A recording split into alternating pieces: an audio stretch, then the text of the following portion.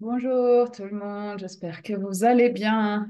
Merci beaucoup d'être présent et présente ici aujourd'hui. Je suis Camilla Perussi. Je travaille à Synergia Animal, qui est donc une organisation de protection des droits des animaux, principalement dans les pays du Sud global. Et nous promouvons des choix alimentaires qui prennent en compte le bien-être des animaux. Et mon travail au sein de ces campagnes est de faire en sorte que les institutions financières soient plus transparentes sur leurs investissements. Donc la question d'aujourd'hui, c'est de quelle manière mettre fin au financement de l'élevage industriel. Alors avant de rentrer dans le vif du sujet, je vous rappelle que cette session sera enregistrée. Vous aurez par la suite l'enregistrement pour votre information. N'hésitez pas donc à éteindre votre caméra si vous ne souhaitez pas faire partie de l'enregistrement. Sinon, eh bien, nous serions ravis de vous voir. Si vous avez besoin de l'interprétation, eh bien, vous pouvez choisir le canal de votre langue de préférence. Et nous souhaitons donc donner la bienvenue à toutes les personnes. Donc, n'hésitez pas à participer, à faire vos commentaires, à écrire dans le chat dans votre langue. Vous serez donc traduit et interprété. Je vais donc passer la parole à Bianca.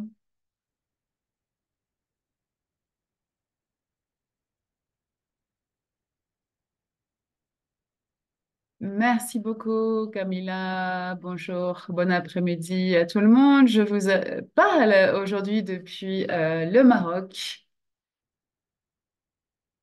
Je suis ravie de voir autant de personnes ici. Et voilà donc une photo de la terre où je me trouve actuellement. Je travaille en tant que coordinatrice de la coalition pour la campagne de stopper le financement de l'élevage industriel. Je travaille principalement avec des communautés et les droits fonciers dans différentes régions. Alors, nous avons des interprètes aujourd'hui. Merci de ne pas parler trop vite pour faire en sorte que tout le monde puisse bien comprendre et suivre. Si jamais les intervenants vont trop vite, n'hésitez pas à leur demander de ralentir. Je suis ravie donc de donner le feu vert, le coup d'envoi de cette session. Je viens donc d'Australie, c'est la terre sur laquelle j'ai grandi. Et je fais partie donc des mouvements pour l'environnement et je souhaite également montrer, honorer toutes les personnes autochtones et tous les anciens, les sages de tous les pays qui sont ici aujourd'hui. Si vous souhaitez vous présenter ou partager quelque chose, n'hésitez pas à faire usage du chat pour cela. Merci beaucoup, Bianca. Alors, avant de commencer, quelques règles de base pour assurer une bonne dynamique de cette session. Donc, comme nous l'avons dit, n'hésitez pas à poser vos questions dans le chat. Nous y répondrons en temps voulu. Merci de bien vouloir éteindre votre micro lorsque vous ne parlez pas. Lorsque la parole sera ouverte au public, merci de bien vouloir attendre votre tour avant de parler. Euh, N'hésitez pas à garder votre caméra pour qu'on puisse vous voir si cela est possible. Et si vous avez besoin d'une aide quelconque, n'hésitez pas à à me demander à moi, Camilla. Nous avons également toute une équipe de traducteurs et interprètes prêts à vous aider pour traduire vos différentes questions.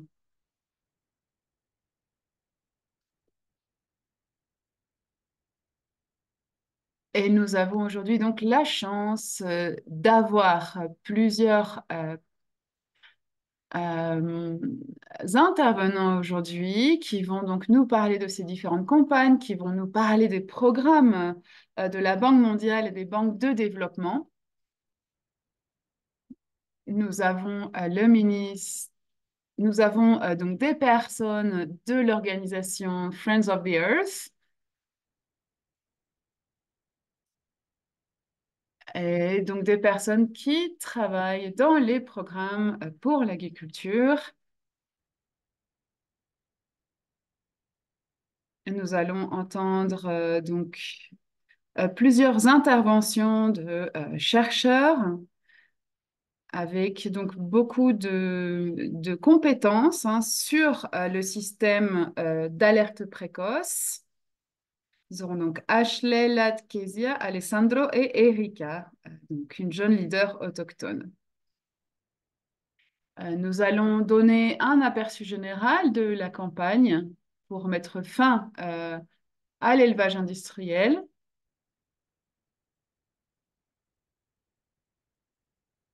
Et nous allons réfléchir à différentes stratégies, différentes étapes à mettre en place pour promouvoir un élevage durable.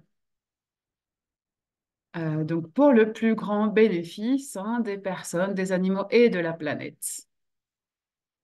Alors, je rappelle à tous les intervenants de bien vouloir nous faire signe lorsque vous souhaitez que nous passions à la diapositive suivante. Et puis, merci de bien vouloir respecter le temps imparti.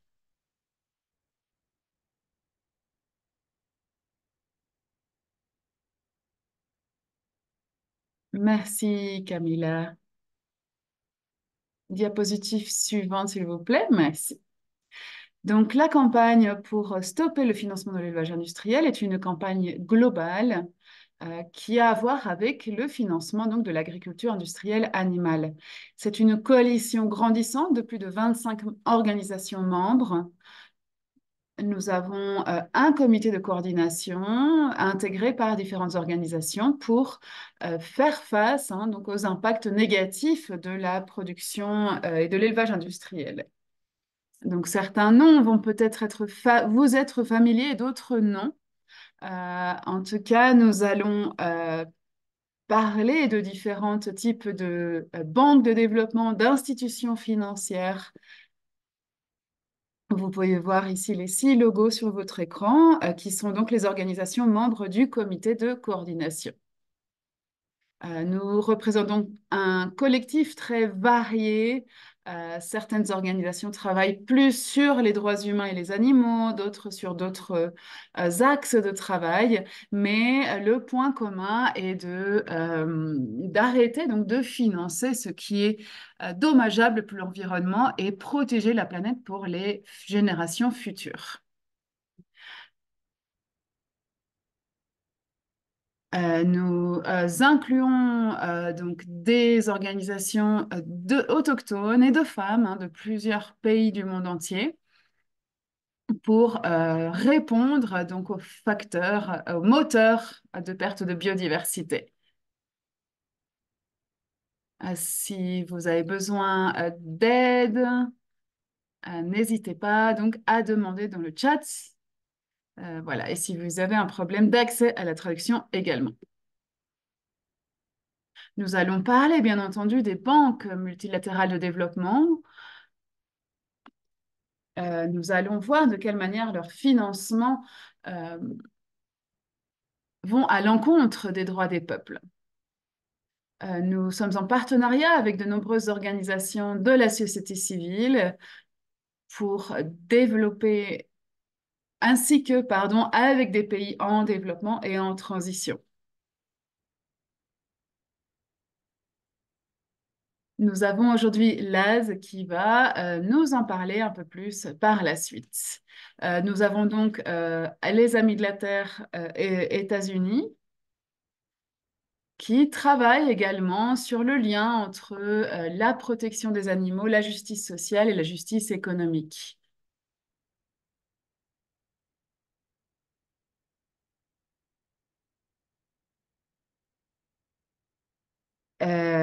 Et donc, Friend of the Earth nous parlera donc des effets néfastes hein, de cet élevage industriel. Nous avons l'organisation International Accountability Project, qui est donc une organisation qui aide les communautés pour qu'elles puissent participer aux espaces de prise de décision. Et c'est donc Alessandro qui sera avec nous aujourd'hui, et avec Kezia également, qui vont donc nous parler du système d'alerte précoce. Nous avons comme organisation World Animal Protection, dont la mission est de visibiliser le bien-être des animaux pour mettre fin à l'exploitation des animaux sauvages. Ils font partie du comité de coordination et travaillent principalement sur les changements politiques et la mobilisation des ressources. Et enfin, nous avons Synergie Animal, qui est une organisation de protection des animaux qui travaille avec des pays dans le sud global pour diminuer donc la souffrance des animaux d'élevage. Et donc Camilla va m'aider aujourd'hui pour animer cette session. Donc merci d'être ici, merci à tous nos collègues présents ici aujourd'hui.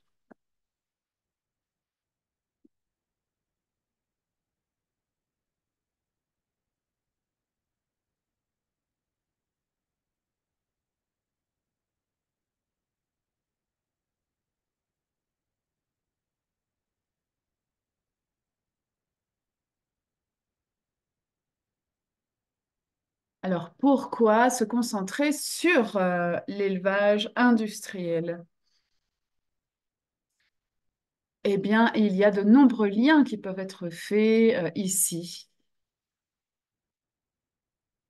L'élevage industriel a des impacts sur sur les terres, la pollution, mais aussi les droits.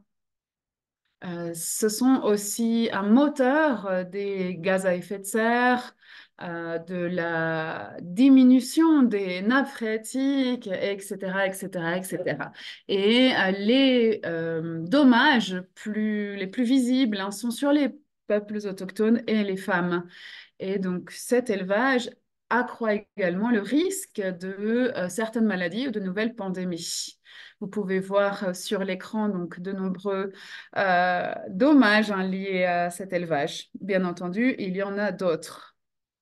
Au cours des dernières 10 années, donc les MDB, donc ces fameuses banques de développement multilatérales, ont injecté des milliers de dollars dans des grandes entreprises donc d'élevage industriel dans le monde entier, au Brésil, au Kenya, etc.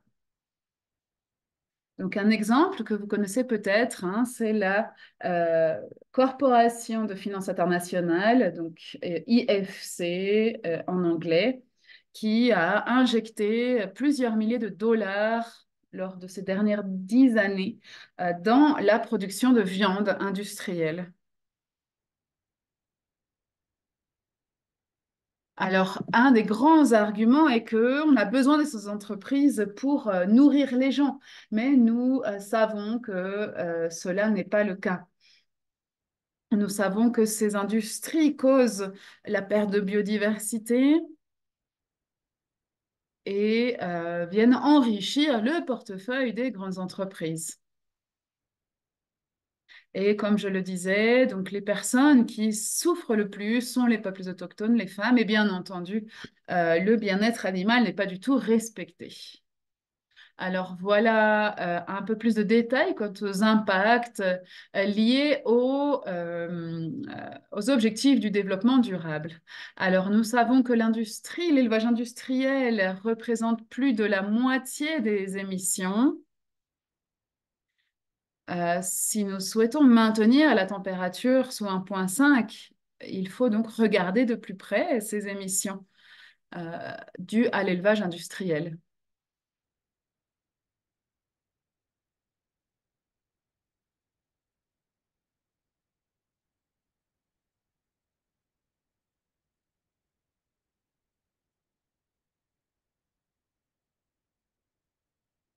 Et ces objectifs du développement durable ainsi que l'accord de Paris montrent bien que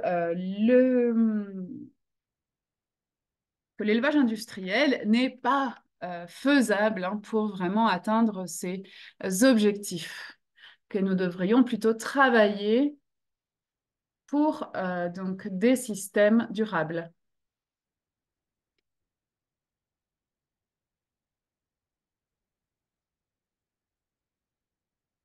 Alors, Bianca, ta connexion n'est pas très bonne, on ne t'entend pas très bien. Est-ce que tu pourrais éteindre ta caméra car cela est difficile à suivre? Merci beaucoup, désolée pour cela. J'espère que ça va être meilleur. N'hésitez pas à me le dire ou à prendre la parole hein, si vraiment ma connexion n'est pas suffisante. Désolée, je n'arrivais pas à lire les messages dans le chat en même temps. Bon, j'espère que ma connexion marche mieux. Donc, comme je le disais, euh, le financement de l'élevage industriel a des impacts terribles hein, sur donc tous les objectifs de développement durable. Alors, rapidement, regardons, vous pourrez, pardon, regarder ce que sont les objectifs du développement durable et tout ce qui est défini dans l'accord de Paris. Donc, très rapidement, peut-être que vous le savez déjà, hein, ce sont donc 17 objectifs du développement durable qui ont été adoptés par les membres des Nations Unies en 2015 pour donc répondre aux défis d'ici 2030, aux défis donc de l'actualité. Vous connaissez peut-être la CNUC, qui est donc une convention des Nations Unies sur les changements climatiques, qui a décidé de prendre des mesures pour limiter l'augmentation de la température à 1,5 degré. Nous pouvons donc voir ici que l'élevage industriel ne répond pas du tout à ces objectifs. Au contraire, hein, crée la perte de biodiversité, pollue les eaux et de nombreux autres risques que je ne vais pas lister. Voilà, je me permets donc de répéter cela au cas où ma connexion n'ait pas été bonne. Peut-être, Kezia, si tu souhaites passer à la diapositive suivante. Merci.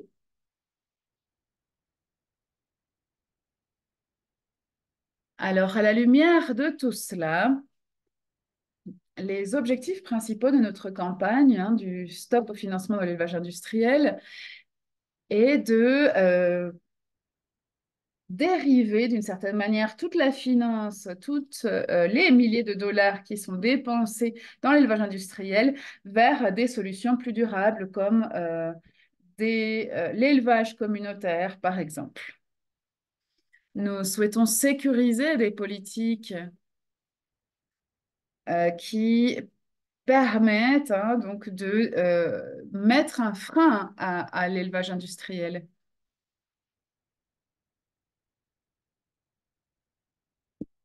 Nous souhaitons également rendre visible hein, la résistance qui existe à ce système d'élevage industriel et qui demande donc aux banques de prendre leurs responsabilités, de regarder les contradictions qui existent au sein de leur politique de financement, car ces politiques ne sont pas compatibles avec les objectifs de développement durable et l'accord de Paris, comme je le disais avant.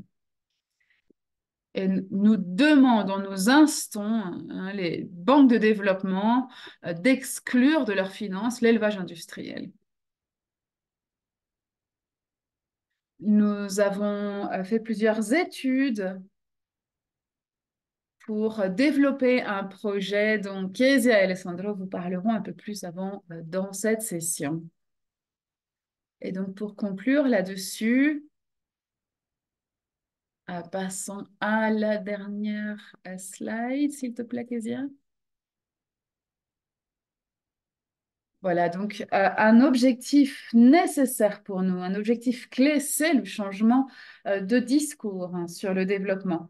Nous travaillons auprès d'organisations pour vraiment construire une nouvelle narrative, un nouveau discours qui montre que nous n'avons pas besoin de l'élevage industriel pour nourrir le monde et que d'ailleurs cet élevage est contraire hein, à la souveraineté, à la sécurité alimentaire. Nous avons donc mobilisé de nombreuses organisations pour travailler à un changement du système alimentaire. Alors, n'hésitez pas à nous dire pourquoi vous êtes là et pour cela, nous allons vous partager une enquête. Dans une petite seconde, vous allez voir une fenêtre apparaître Et merci de prendre quelques secondes pour nous dire quel est donc l'axe de votre travail et pourquoi vous êtes là ici aujourd'hui. Et je vais donc passer la main à Kezia pour donc partager ce petit sondage. Merci à tout le monde. Vous devriez voir maintenant euh, la possibilité d'accéder à ce sondage. Vous pouvez regarder dans le chat. Vous avez un lien qu'il suffit d'ouvrir et vous trouverez donc ces questions. Cela nous permettra d'avoir une session un peu plus interactive, de comprendre un peu mieux d'où vous venez, quels sont vos axes de travail et donc d'orienter d'une meilleure manière nos webinaires.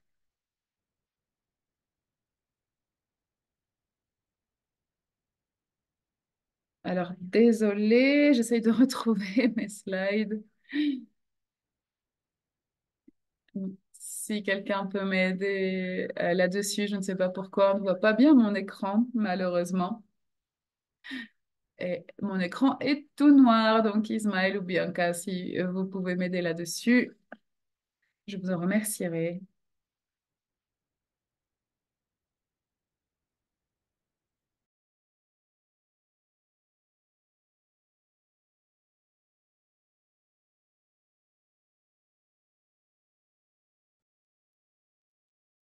Oui, donc je vais bientôt recommencer à partager mon écran avec les diapositives. Merci beaucoup pour votre patience.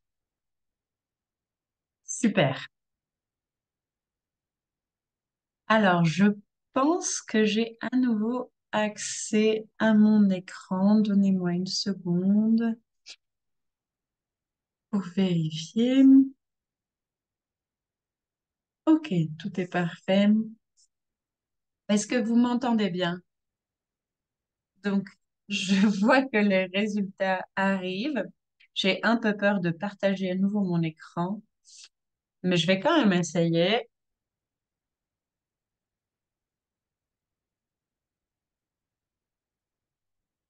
Donc, je vois qu'il y a beaucoup de gens d'Amérique latine et des Caraïbes. Je, je vois aussi des personnes d'autres endroits.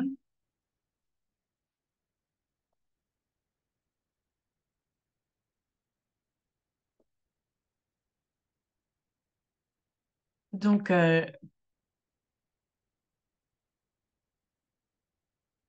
par rapport au temps qui passe, euh, on pourra peut-être revenir sur ce sondage une fois que on aura fait cette présentation. Merci beaucoup, Kezia. Je peux voir le sondage de toute façon. Merci beaucoup tout le monde d'être là. Donc, je suis Ashley Schaeffer-Yildiz et donc je travaille sur cette campagne depuis plusieurs années déjà et je vais parler un petit peu de cette campagne et des projets euh, des banques de développement multilatérales auxquelles on a fait face. Et je vais aussi vous parler de nos victoires. Donc, je sais que d'autres collègues vont expliquer le système d'alerte précoce ensuite, mais donc nous surveillons les nouveaux projets d'élevage industriel de 16 institutions de financement du développement par le biais du système d'alerte précoce, qui est un projet de l'un des membres de notre comité de directeur. Et donc, avec ce système d'alerte précoce, cela nous permet de centraliser les informations sur les projets de développement les plus susceptibles d'avoir un impact sur l'environnement et les droits humains. Donc, Kezia et Alessandro vous en diront bientôt plus sur cet outil et sur les dernières tendances des MDB en matière d'investissement dans l'agriculture industrielle. Donc, grâce à ce système, nous sommes en mesure de signaler tout projet de prêt des MDB en faveur de projets d'élevage industriel. Lorsqu'un projet à haut risque répond à nos critères de combat emblématiques ou de mobilisation de masse, nous déclenchons un mouvement de réponse rapide pour tenter d'empêcher les pires projets d'être approuvés. Et donc, comme vous pouvez le voir dans le nuage de mots à l'écran, qui provient de notre dernière campagne de mobilisation de printemps de la Banque mondiale, les combats emblématiques sont un moyen stratégique de faire comprendre que nous n'avons pas besoin de fermes industrielles pour nourrir le monde. Ils sont également très efficaces pour défendre notre position contre l'élevage industriel auprès du personnel et des directeurs généraux des banques multilatérales de développement et pour créer des mouvements à travers le monde. Dans certains cas, nous arrêtons des projets, comme dans le cas de Marfrig. Donc, nous avons stoppé un projet de près de 200 millions de dollars au géant brésilien du bœuf Marfrig en 2022 grâce à la construction d'un mouvement efficace et à la défense des intérêts de la banque. Pardon, donc à la défense de nos intérêts. Donc, en avril 2021, nous avons appris que le bras privé de la Banque interaméricaine de développement BID Invest proposait un prêt de 200 millions de dollars à Marfrig Global Foods, la deuxième plus grande entreprise de bœuf au monde, avec un long palmarès d'engagements manqués, de pratiques corrompues, d'accaparement de terres et de déforestation illégale au Brésil.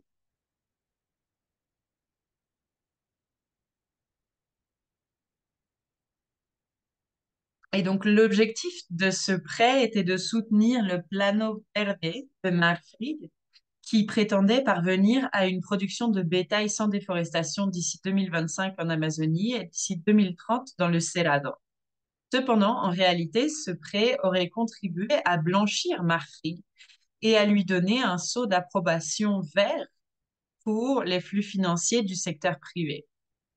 En septembre 2021, nous avons lancé une campagne mondiale pour y mettre fin. Nous avons compilé toutes les preuves que nous pouvions documenter les impacts potentiels sur l'environnement, les droits humains et les problèmes de corruption, en faisant voir qu'une entreprise massive comme Marfrig ne devrait pas compter sur des fonds d'investissement publics pour mettre en œuvre ses propres plans de durabilité.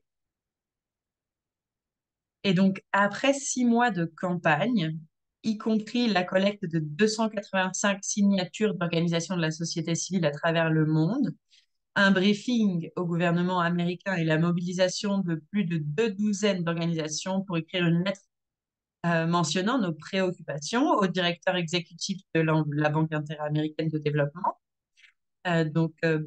BID Invest a renoncé au prêt en raison de préoccupations environnementales.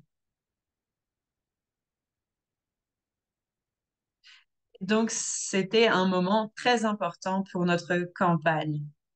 Je voudrais aussi souligner un autre projet. Donc, en 2022, dans la foulée de notre victoire sur Marfrig, nous avons fait campagne contre un projet de prêt de 200 millions de dollars à la SFI, de la SFI, pardon, à Louis Dreyfus Corporation, donc LDC, qui visait à soutenir l'expansion des cultures fourragères du géant du commerce dans le Cerrado, une zone de biodiversité menacée au Brésil.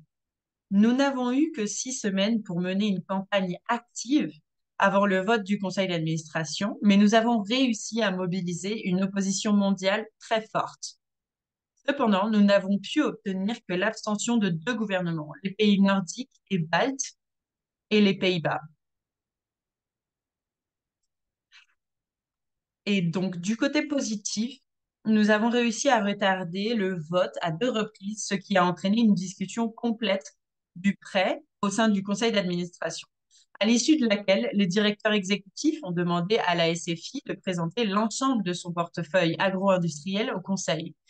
Cela a créé une opportunité de plaider davantage en faveur de leur portefeuille agricole. Et je voulais aussi dire que depuis que ce prêt a été approuvé en juillet 2022, nous sommes passés au suivi de projets avec Redes Social da Justiça e Derechos Humanos,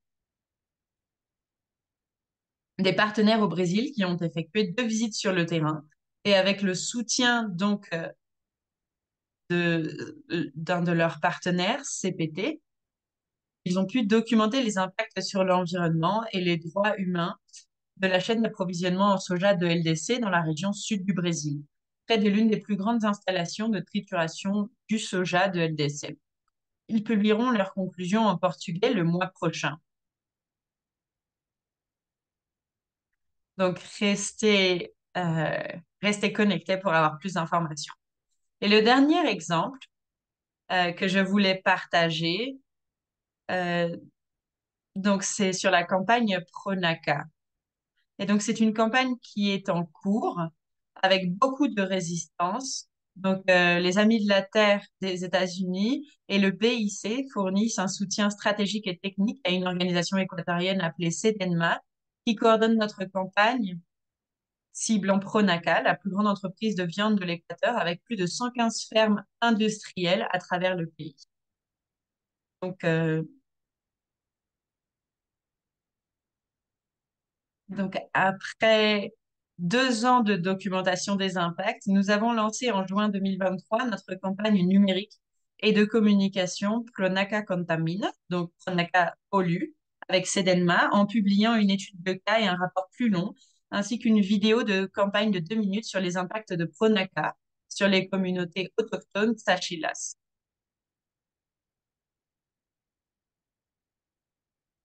Et donc, nous allons maintenant voir la vidéo.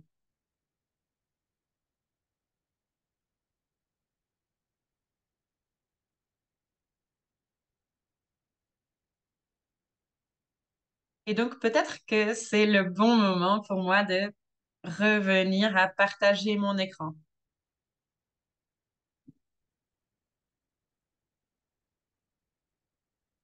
Euh, Ashley, je voulais aussi te dire que nous avons peu de temps. Est-ce que tu souhaites montrer la vidéo ou passer à la suite?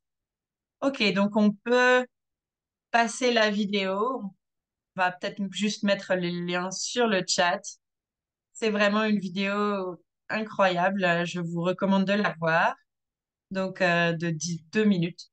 Donc, sur les derniers détails que je voulais vous partager, donc sur la Pronaca, donc Sedenma a organisé 2 conférences de presse et obtenu plus de 30 retombées médiatiques. Donc, ça a été une campagne très réussie. En juillet 2023, le comité directeur de S3F s'est rendu à Santo Domingo, en Équateur, pour rencontrer ces communautés impactées. Et donc, avec le gouverneur des Tsachilas, nous avons déposé une plainte formelle auprès du mécanisme de responsabilisation des investisseurs de la BID, donc en septembre 2023, une étape importante dans la responsabilisation des banques et de Pronaca pour les impacts néfastes. Donc, ce mécanisme a terminé ses visites de terrain et son rapport sur la phase de résolution des différends, constatant que Pronaca n'était pas disposé à négocier, affirmant qu'il avait dépensé la totalité du prêt pour l'achat d'une entreprise au Panama et non en Équateur, ce qui constitue une violation de leurs documents de prêt. Euh, et donc, je voudrais passer à notre dernière campagne. Donc, nous avons organisé une vaste campagne de communication lors des réunions du printemps 2024 de la Banque mondiale. Nous avons lancé une pétition citoyenne en collaboration avec We Move Europe et une lettre ouverte demandant à la Banque mondiale d'arrêter les investissements dans l'élevage industriel au nom de 160 000 citoyens de plus de 131 pays et de 280 organisations de la société civile de plus de 60 pays. Donc, on a fait une campagne Internet très, très importante avec 154 tweets dans différentes langues.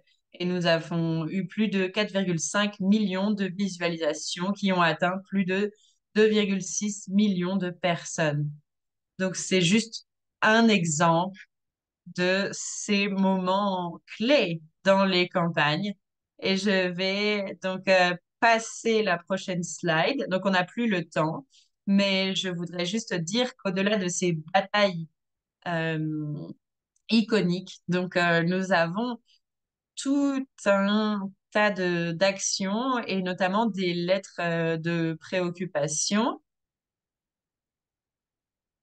Et donc, on aimerait beaucoup travailler avec vous toutes et tous dans vos régions euh, et connaître les projets auxquels vous souhaitez résister. Nous voulons vous soutenir et je vais maintenant rendre la parole. Merci beaucoup d'être là aujourd'hui. Merci infiniment. On va s'assurer de partager ces diapositives ensuite avec tout le monde. Et donc, on va maintenant écouter Xananine. Merci beaucoup, Ashley. Donc, merci beaucoup pour la contextualisation sur donc les mobilisations contre la Banque mondiale. Et donc, on voulait aussi vous partager cette vidéo qui est sortie pendant cette campagne. Donc, je vous invite à mettre play. Donc, bonjour, je suis Xananine du Mexique et je viens d'un territoire qui est très affecté par un projet de la Banque mondiale. Et donc, nous nous sommes rassemblés ici, à l'extérieur de la Banque mondiale, pour appeler euh, à l'arrêt des projets extractifs et notamment de l'élevage industriel. Et donc, nous avons des signatures qui viennent de plus de 80 pays, 80 organisations, pardon, notamment S3F, ActionAid et un certain nombre d'autres organisations pour demander l'arrêt de l'utilisation de l'élevage industriel puisque cela affecte les écosystèmes, les animaux et les formes industrielles de vie. Cela implique aussi des changements d'utilisation de la terre et c'est pour cette raison que nous vous appelons à nous rejoindre, à demander au FMI et à la Banque mondiale d'arrêter de financer l'élevage industriel. Et donc maintenant, je souhaite parler euh, de tout le travail de recherche. Donc, suite à tout le travail de recherche que nous menons, nous faisons aussi des campagnes. Et quelque chose de très important dans ces processus, c'est les mobilisations sur le terrain et la création de réseaux. Et puisque nous avons pu être des représentants de cette campagne en tant que jeunes, et s'intégrer au mouvement de justice climatique et des peuples autochtones. Donc, nous avons eu la possibilité de parler de cette campagne, de créer des alliances dans ces différents contextes. Et donc, tout d'abord, ça a été lors de la semaine du climat, donc à New York, avec d'autres organisations. Et donc, on a pu participer à la manifestation euh, pour la fin de l'utilisation des combustibles fossiles. Donc, il y avait des milliers, des dizaines de milliers de personnes. Et donc, euh, dans le mouvement climatique, nous considérons aussi qu'il est essentiel de parler de l'élevage industriel qui fait aussi partie finalement de ces questions de combustibles fossiles. Et donc, on a réussi à coordonner différentes organisations de systèmes alimentaires pour créer un contingent d'organisations mobilisées contre l'élevage industriel. Donc, ça a été une très, très grande mobilisation qui a permis de créer des alliances. Et une autre chose que nous avons fait pour changer les discours ambiants, notamment au niveau international, au niveau des Nations Unies et d'autres organisations. Et donc, au cours de l'Assemblée générale des Nations Unies, à New York, on a pu se coordonner avec d'autres ONG et des personnes autochtones pour parler des systèmes alimentaires et tâcher de coordonner un discours sur le fait que l'élevage industriel, les monocultures ne sont pas nécessaires et l'agrobusiness n'est pas nécessaire pour soutenir la vie dans les territoires et les communautés et qu'au contraire, c'est différents processus et phénomènes ont tendance à affecter et déplacer les modes de vie traditionnels. Donc, nous pensons que nous pouvons changer les choses ensemble en construisant collectivement.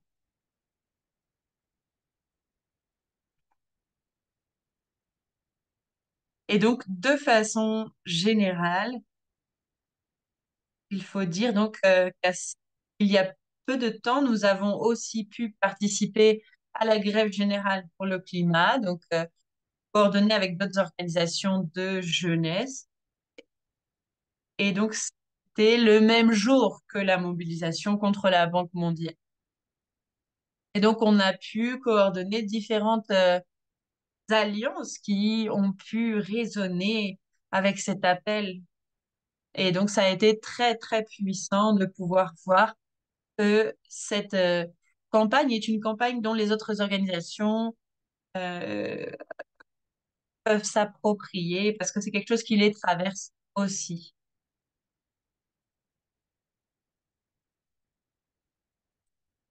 Et donc, pour terminer bientôt, donc ce qu'on a essayé de faire dans le mouvement climatique, c'est de s'allier avec des organisations euh, qui parfois travaillent seulement sur la question des combustibles fossiles ou seulement sur les systèmes alimentaires.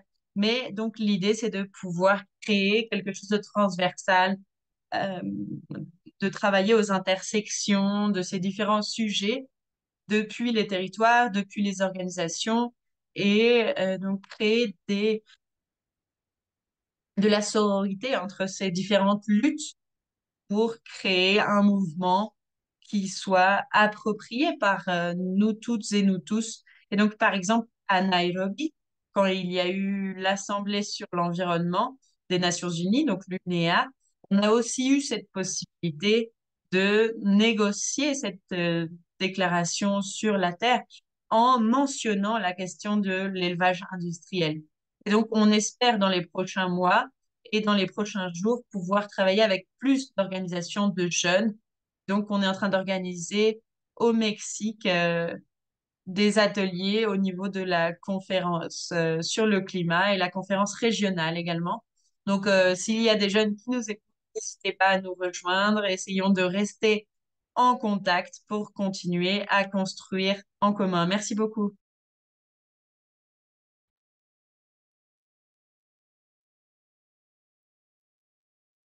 Merci beaucoup, Shananine.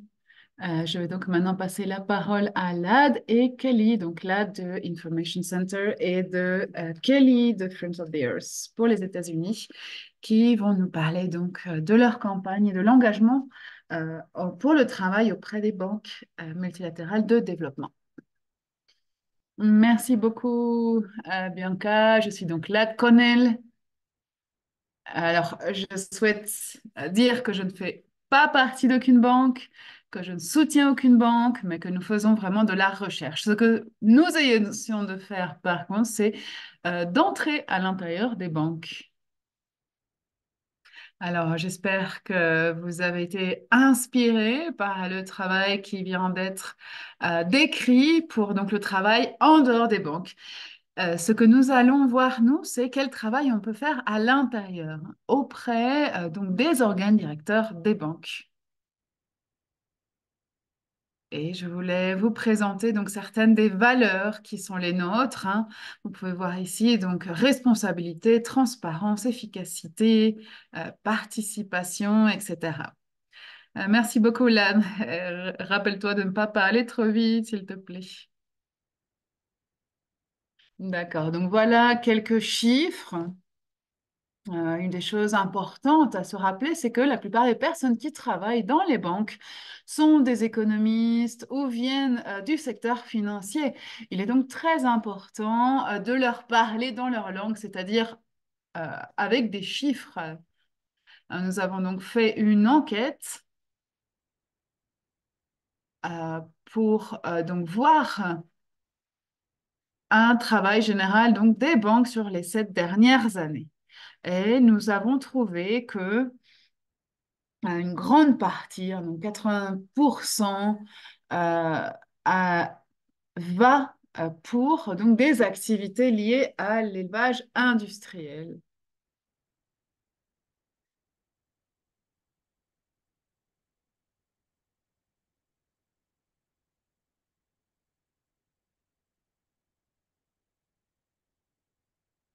Le problème, c'est qu'il n'y a pas assez d'informations pour être sûr de quel type d'élevage nous parlons et parfois nous ne savons pas si ces prêts vont pour un élevage industriel ou pas. Donc, un des gros problèmes auxquels nous avons fait face ici, c'est le manque de transparence pour recueillir donc des chiffres. Alors, pour vous montrer un peu la relation, hein, de comment on crée une relation avec les banques multilatérales. Alors, selon les dires de la Banque mondiale, il ne devrait pas y avoir de financement pour l'élevage industriel. Toutefois, ce n'est pas le cas. Nous avons bien vu que les portfolios des banques continuent à être peu harmonieux, hein, avec le discours de la banque. Donc, il y a très souvent des problèmes de catégorisation des projets. Par exemple, très souvent, ces banques considèrent que ces projets ont des impacts très faibles, alors que nous savons très bien que les impacts sur la santé pour les communautés et sur la biodiversité sont extrêmes. Et très souvent, les banques ne répondent pas, ne sont pas responsables, hein, des risques des projets qui sont financés, et principalement en ce qui concerne la gestion des ressources. La majorité des projets que nous avons regardés de plus près euh, donc financent, hein, des projets industriels. Et très souvent, les banques ne sont même pas au courant, ou en tout cas ne regardent pas en détail, hein, les dangers de ce type de projet.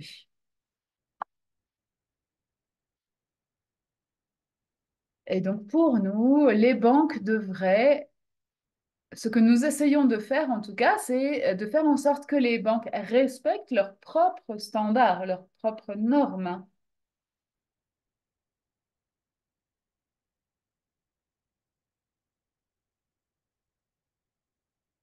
Et très souvent, donc le manque, hein, de cohérence fait que les impacts sur la biodiversité ne sont pas évités ni minimisés, au contraire, ils sont multipliés par 3, par 10.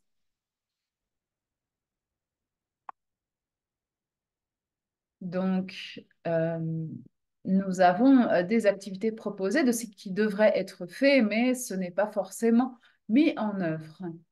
Donc, comment obtenir le changement que l'on souhaite voir? Eh bien, nous travaillons à différents niveaux. Le premier niveau, donc, c'est la recherche et les projets. Vous pouvez voir ici une photo d'un travail de recherche que nous avons fait avec une communauté au Guatemala pour étudier, hein, donc les impacts d'une grande entreprise basée au Guatemala et qui a un impact terrible sur les peuples autochtones et les territoires. Nous faisons également des recherches au niveau politique pour regarder donc les projets proposés par les banques. Et nous pouvons voir que euh, si nous utilisons les documents de recherche de la banque, nous pouvons travailler à partir de cela pour leur montrer de quelle manière améliorer leurs activités, leur financement. Et nous avons donc publié un livre, hein, récemment qui s'appelle Une recette pour une planète vivable.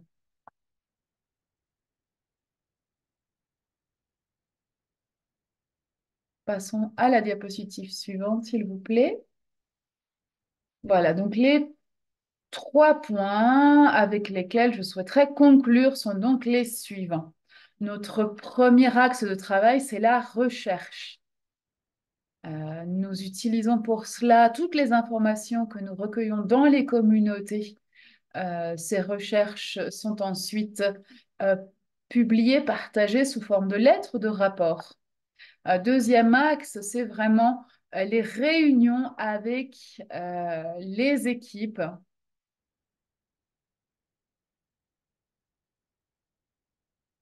Et cela peut nous conduire à des plans d'action correctifs Parfois, nous avons réussi à faire en sorte que les banques modifient leurs projets de financement. Et donc, le troisième axe, c'est les réunions directement avec les directeurs exécutifs qui permettent vraiment des changements politiques. Il y a donc ici des opportunités très intéressantes de modifier à un haut niveau politique. Alors, vous savez que les directeurs exécutifs des différentes grandes banques multilatérales de développement se rencontrent régulièrement et ces moments sont aussi des opportunités pour nous de pouvoir converser, discuter avec eux. Et notre plaidoyer est de faire en sorte que le financement de l'échelonnage industriel soit banni à terme. Je crois que c'est tout pour moi. Je vais donc passer la parole à Kezia et Alessandro. Oui, alors un petit point, simplement vous rappeler qu'il y a Kelly ici aujourd'hui dans la salle. Kelly, si tu souhaites ouvrir ton microphone. Oui, merci beaucoup. Malheureusement, j'ai très peu de temps, mais merci de me donner la parole et je voulais vous remercier pour cet événement. Merci, Lad, pour ce commentaire hein, de notre travail, le travail à l'intérieur de la banque. Alors, bien entendu, c'est peut-être moins glamour, mais je suis convaincue que c'est un travail important à faire car le travail externe et interne se complémentent. Et donc, quand nous travaillons en interne auprès des banques directement, nous devons, comme le disait Lad, hein, avoir un axe de recherche très développé.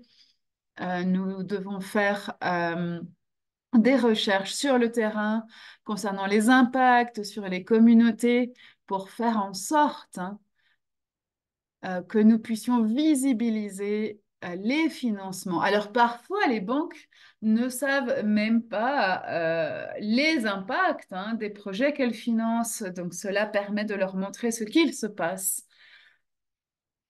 Et je pense que Lad sera d'accord avec moi. Très souvent, notre travail est très éducatif. Hein, et je suis ravie toujours de l'opportunité d'avoir ces conversations, de pouvoir éduquer les équipes de banquiers pour leur montrer ce qu'il se passe sur le terrain. Et merci encore donc à tout le monde pour l'organisation de ce webinaire. Merci Kelly de nous avoir rejoints. Merci Lad également. Merci d'avoir partagé votre travail aujourd'hui. Je passe donc maintenant la parole à Kezia et Alessandro qui vont donc nous parler d'un système spécifique donc d'alerte précoce. Merci beaucoup Bianca, merci à tous nos orateurs. Hein. Je suis ravie d'entendre parler des campagnes, des victoires des campagnes, de comment nous arrivons à avancer. Je sens que nous sommes vraiment sur la bonne voie. Donc, pour vous présenter ce système d'alerte précoce,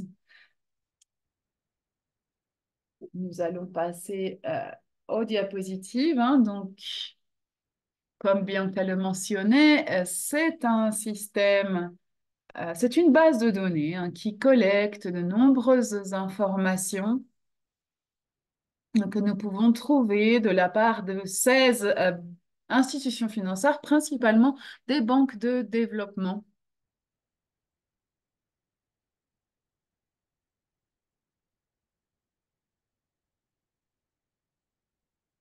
Donc, ce système collecte les informations des projets de financement dès qu'ils sont publiés pour les réunir donc, dans une même base de données.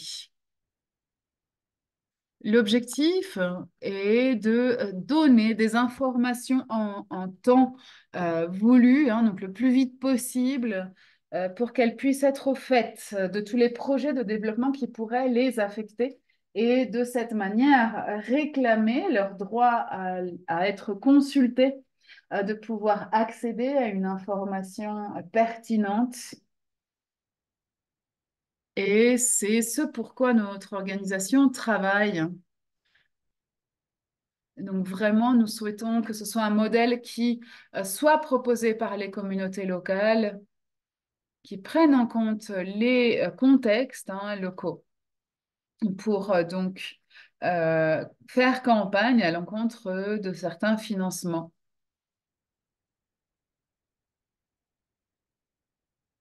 Bien entendu, ce sont donc les peuples et les communautés eux-mêmes qui doivent défendre leurs droits face à ces projets. Et grâce à ce système, ils ont des informations pour leur plaidoyer.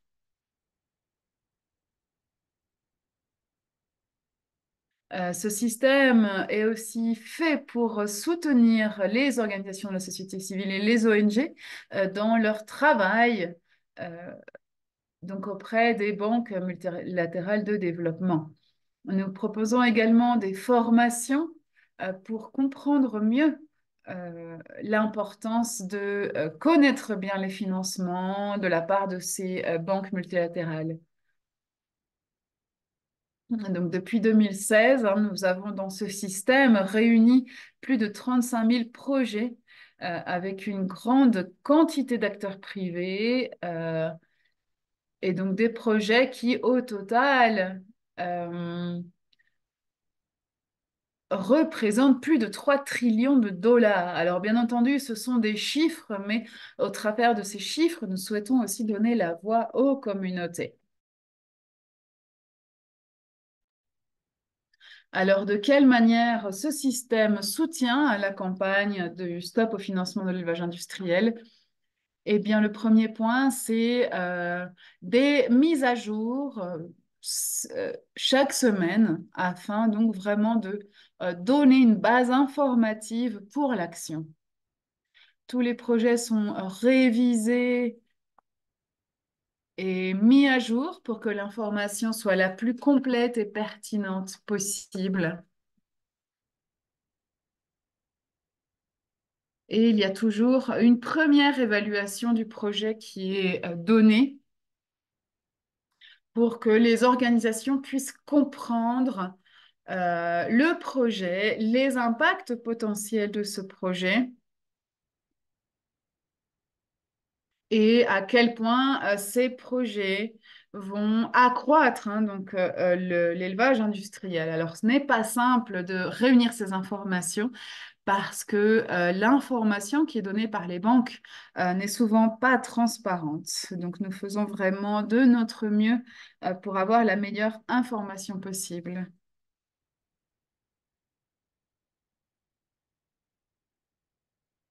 Il y a d'autres moyens donc de soutien. Est-ce que l'on peut passer à la diapositive suivante? Voilà, merci.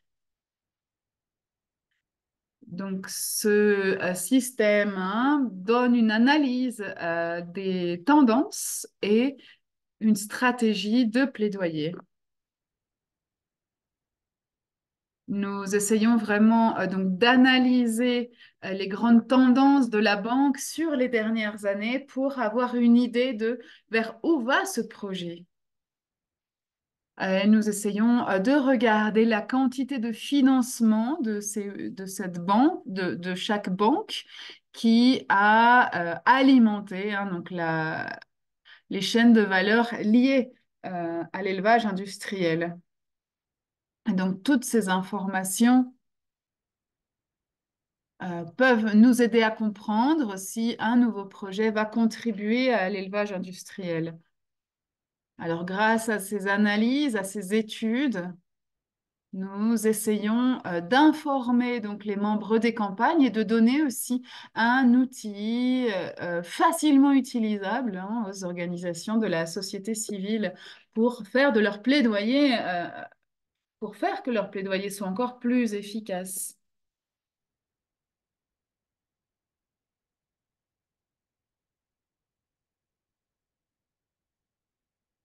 Et donc, nous pouvons voir que la plupart des financements vont à l'élevage industriel réellement. Donc, nous espérons que cet outil soit utile aussi pour le public en général, pour comprendre comment fonctionnent ces investissements sur le terrain.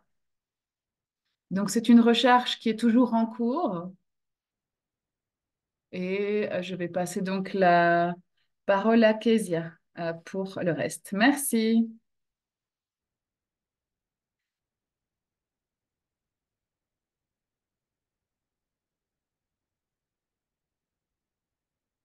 Alors, comme l'a dit Alessandro,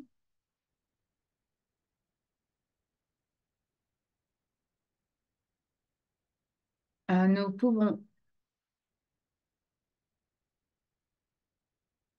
nous pouvons voir qu'il s'agit toujours d'un travail en cours, hein, mais nous pouvons déjà voir des informations provisionnelles concernant les points les plus importants que nous devons comprendre pour faire une campagne effective et efficace et pertinente et voir quelles sont les banques qui financent le plus de projets liés à l'élevage industriel. Alors cela vient compléter hein, le travail que présentait l'AD avant. Et nous pouvons voir ici hein, les plus grands financeurs d'élevage industriel et qu'il est important de travailler en externe et en interne, comme disait l'AD. Alors, vous pouvez voir, on parlait de IFC, hein, donc de la Corporation de Finances Internationale, euh, a financé 19 projets en 2023 liés à l'élevage industriel. Puis ensuite, nous avons différentes banques de développement des États-Unis. Et vous pouvez voir donc hein, ici la liste. Donc, pour l'instant, nous parlons vraiment d'investissement direct hein, en élevage industriel, c'est-à-dire dans la production euh, d'animaux, mais aussi d'aliments pour animaux, ainsi que euh, le processus hein, de transformation en aliments. Alors, après ce webinaire, nous vous partagerons des informations sur ces différents projets et également sur d'autres aspects liés à cela. Et donc, je rends la parole à Alessandro pour l'instant.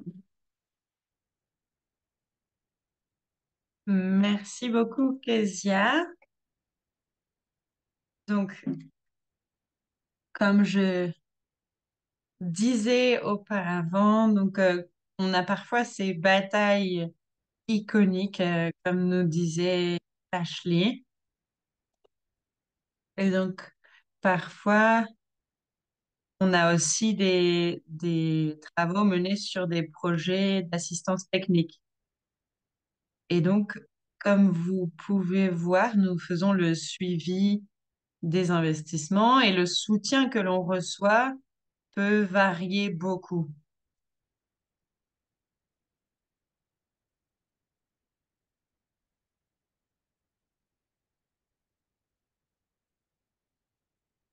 Et donc, euh,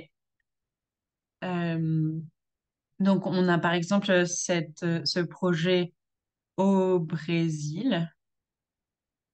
Donc, on, on ne voit pas sur cette diapositive, mais il y avait aussi un exemple en Irak avec des importations de grains depuis le Brésil.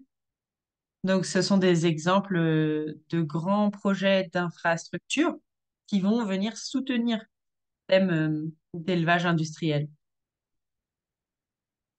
Et une autre façon de comprendre et de voir les investissements dans l'élevage industriel, c'est les prêts qui sont faits aux banques. Donc, par exemple, il y a eu un grand prêt à la banque Santander en Espagne. Et donc, avec une garantie d'une agence multilatérale pour garantir Donc ce prêt qui était fait donc ensuite à des partenaires au Brésil. Donc c'est l'exemple des intermédiaires brésiliens. Donc nous voyons ces prêts comme des prêts problématiques. Et donc il y a souvent un manque de transparence. Et donc les autres façons dont les banques multilatérales de développement vont soutenir ces grandes infrastructures, ça va être avec de l'assistance technique et notamment aussi des investissements sur les politiques d'agriculture industrielle.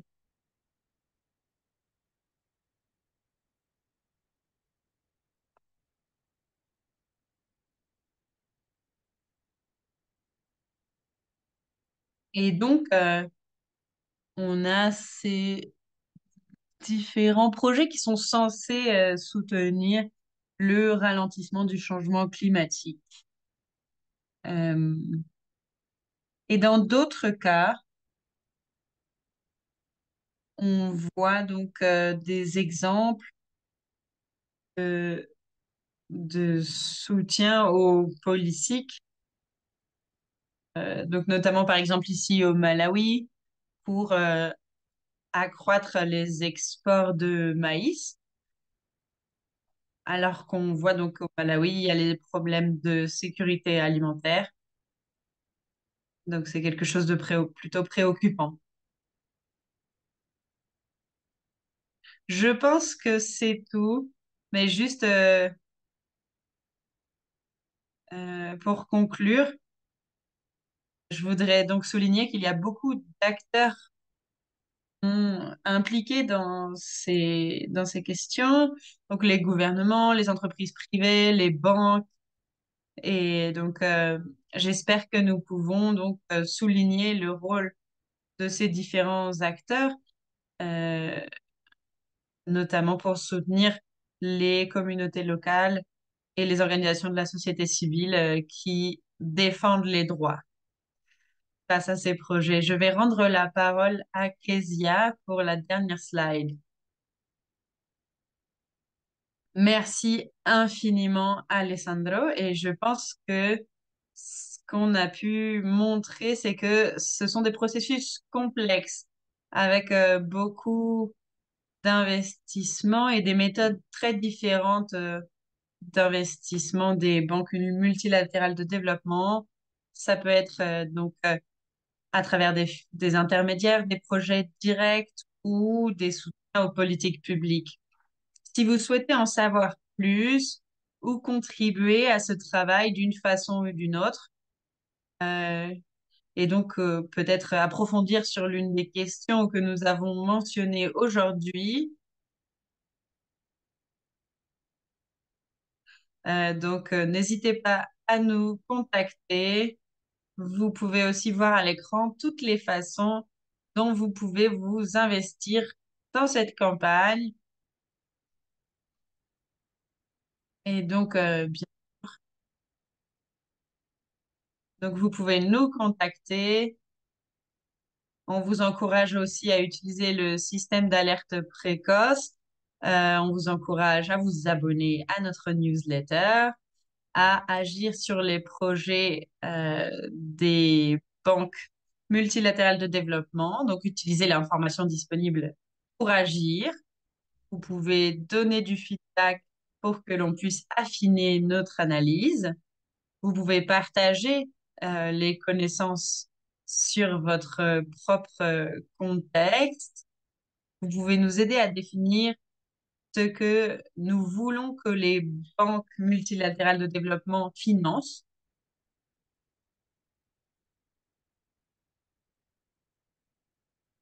Donc, on a vraiment besoin de comprendre le plus possible ces contextes à différents niveaux. Et donc, c'est pour cela que vos apports sont essentiels. Et donc, effectivement, il nous faut aussi travailler à définir au mieux ce que nous voulons demander aux banques de finance, aux banques de développement, qu'elles financent. Et on vous invite également à lire le livre blanc donc à venir de la campagne pour arrêter le financement de l'élevage industriel, où vous pourrez voir cette identification des différents acteurs, des faits clés.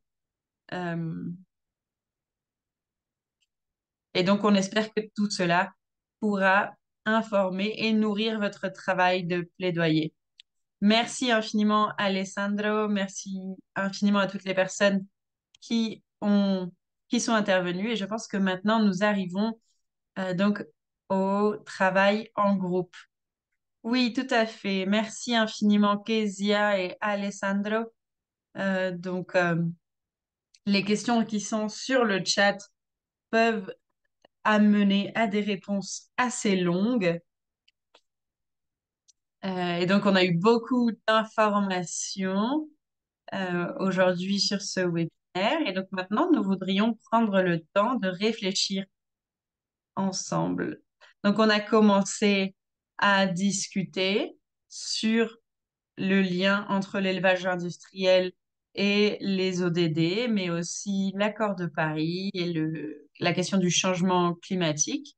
Donc, on a aussi entendu de quelle façon les campagnes de mobilisation sont menées contre l'élevage industriel, mais aussi la façon dont les financements à l'élevage industriel sont contradictoires avec les objectifs des institutions qui octroient ces prêts.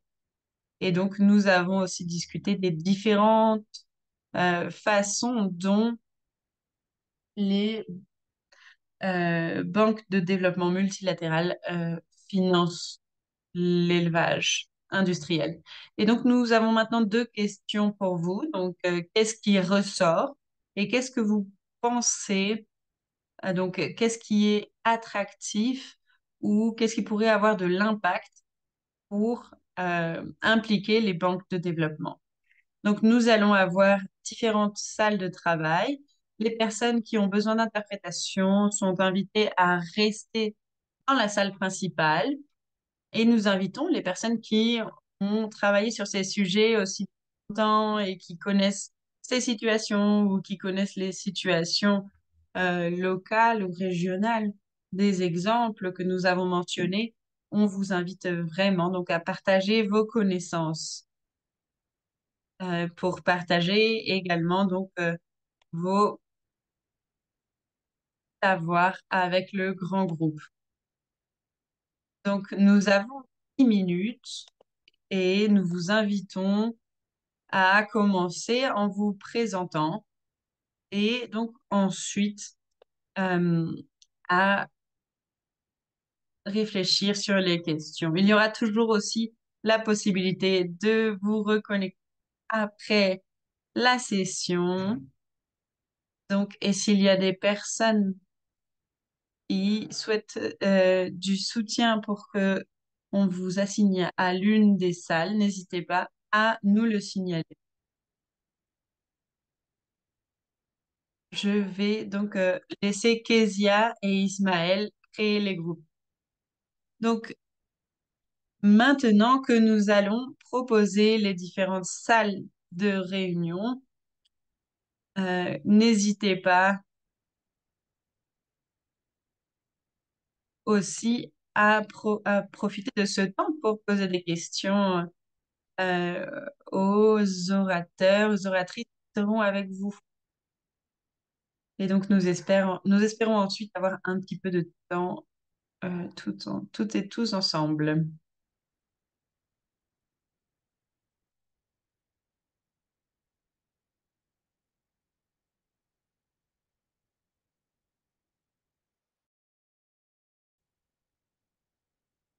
Bonjour à toutes et à tous.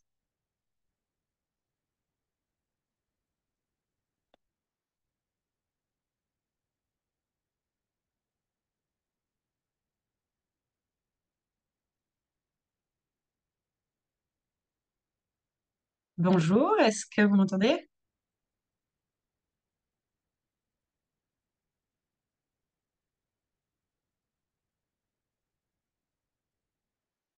Bonjour.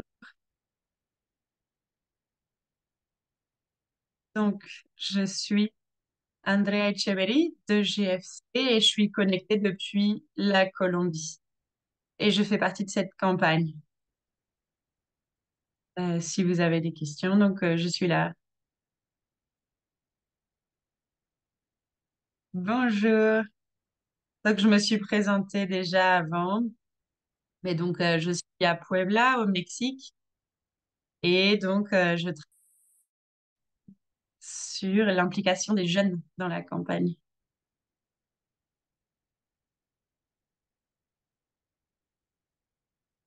Et il me semble que la question qu'on nous pose est comment est-ce qu'on pense qu'on peut impliquer les banques de développement? Je ne sais pas si quelqu'un a une opinion générale ou des idées à partager sur ce sujet.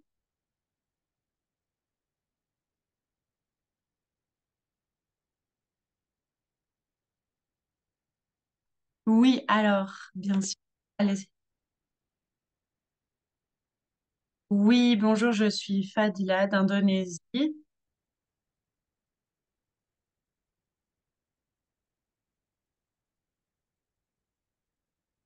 Et donc, je suis intéressée par les différents sujets qui ont été mentionnés avant.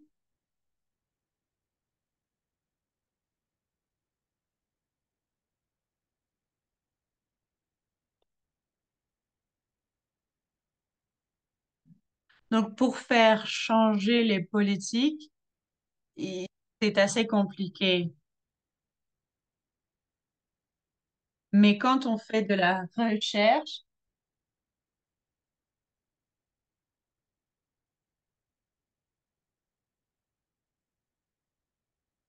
l'interprète ne peut pas interpréter tout ce qui est dit du fait des problèmes de connexion.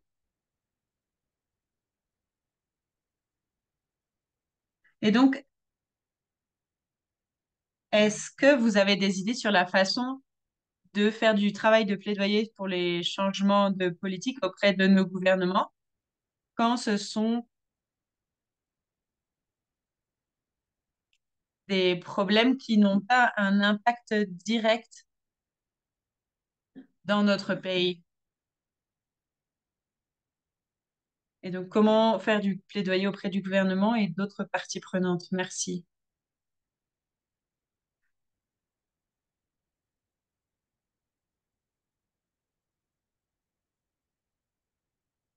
Est-ce que je peux répondre? Peut-être en anglais?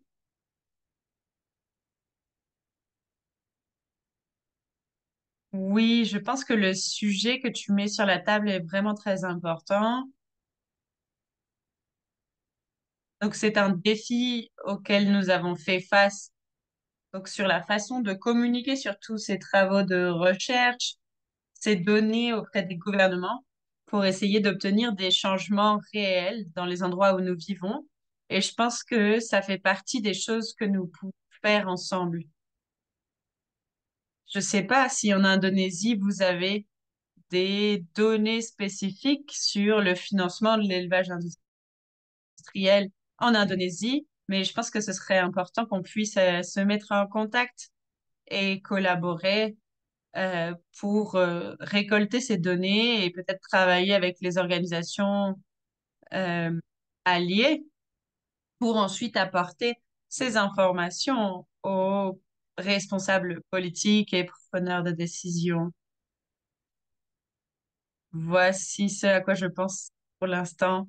Je sais pas si, Andrea, tu veux compléter?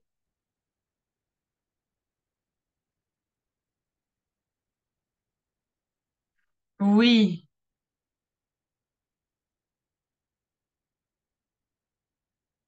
je pense que pour influencer ou impliquer les...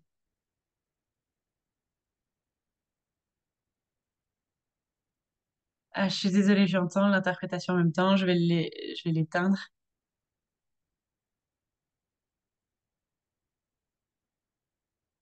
Son interprétation extraordinaire. Je pense qu'il y a beaucoup de façons de transformer les investissements des banques. Nous ne sommes pas seulement en train de regarder ce que font les banques, mais aussi les gouvernements et les autres institutions, parce qu'on comprend que c'est une structure complexe qui permet que tout cela existe et qu'il y a différents niveaux euh, d'im- de- d'implication et de responsabilité. Et donc, on voit qu'il y a la possibilité d'avoir des mobilisations, mais aussi des lettres ouvertes de préoccupation. Ce n'est pas comme si on avait un mouvement aussi grand et puissant que le mouvement, par exemple, sur les combustibles fossiles, mais nous avons de la présence sur les négociations internationales, sur les réunions auprès des banques de développement, mais aussi d'autres événements qui rassemblent des mouvements. Par exemple, FOSPA qui va avoir lieu en Bolivie le mois prochain, ou pendant la CDB, où nous allons travailler à faire du plaidoyer auprès du gouvernement colombien, puisque nous allons avoir la COP donc de la CDB en Colombie. Et donc, nous savons que ce sont des sujets importants et nous pouvons tâcher de nous connecter sur ces différents sujets. Donc, ce n'est pas comme au Mexique ou d'autres euh, d'autres pays où il y a déjà beaucoup de données, mais donc nous savons que ce sont des sujets sur lesquels nous pouvons travailler ensemble. Et c'est quelque chose d'urgent qui est relié donc au changement climatique. Même si c'est connecté, ce n'est pas quelque chose qui génère de grandes préoccupations.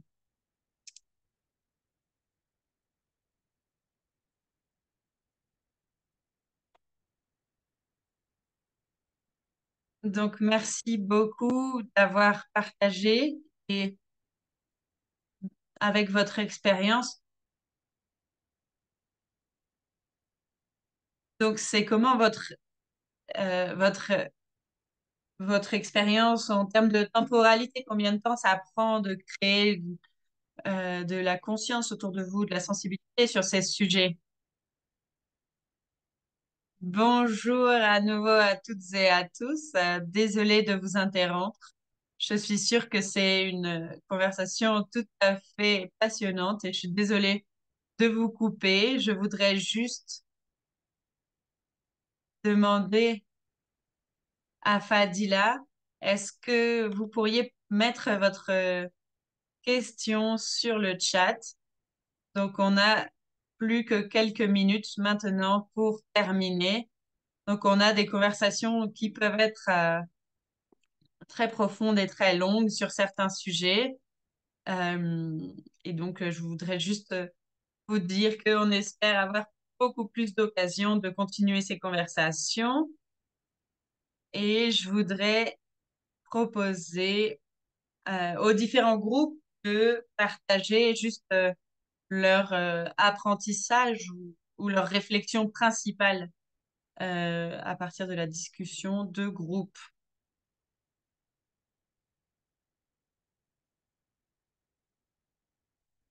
Je peux peut-être faire un résumé rapide de notre groupe.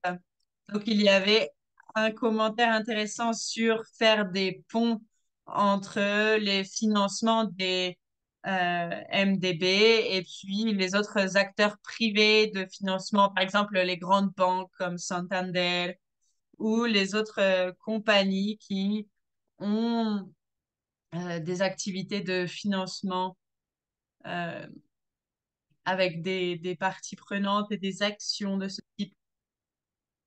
Il y avait aussi une question de plusieurs personnes dans la salle sur la façon de faire des ponts entre les cas individuels et les politiques en général. Et donc, on se demandait comment les banques faisaient cela parce qu'il y avait beaucoup de situations où on se demandait comment créer des discours différents et des changements. Mais aussi, on s'est posé des questions sur les catégories de risque des projets, où il y a parfois des catégorisations qui sont un petit peu légères. J'espère faire un meilleur travail de résumé dans les notes. Merci beaucoup. Merci infiniment, Kezia. Est-ce qu'il y a d'autres commentaires avant que nous clôturions donc cette session? Lad? Oui, merci, Bianca. Merci à tout le monde d'être venu. Donc, on essaye encore de trouver les alternatives à l'élevage industriel. Donc, nous essayons de promouvoir des alternatives qui peuvent être soutenues dans les différents pays. Et les banques ont des outils avec des produits d'assurance, notamment de coopération. Et donc, on a discuté de solutions. Et les gens ont mentionné des solutions qu'ils ont vues dans leur pays. Donc, ça, c'est vraiment un sujet important. Et donc, oui, ça demande de la patience et de la persistance d'obtenir ces changements. Et donc, c'est le début de notre travail. Merci beaucoup de nous avoir rejoints. Merci infiniment, Lad. Donc, on vous invite à continuer ce travail ensemble. Et donc, c'est juste notre première conversation pour un petit peu déclencher des réflexions, des alliances. Et donc, nous allons vous envoyer un email de suivi avec les ressources et les vidéos, les diapositives. Nous savons qu'il y avait beaucoup d'informations. Et donc, si vous avez des questions ou si vous souhaitez vous investir d'une façon ou d'une autre, n'hésitez pas donc à nous contacter ou à écrire à l'email d'inscription. Merci beaucoup de nous avoir écrit ou que vous soyez, de nous avoir rejoints, pardon, ou que vous soyez dans le monde. Et on espère vous voir bientôt. Au revoir.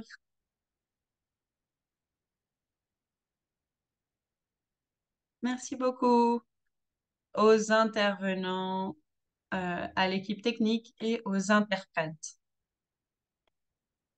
Merci. Au revoir.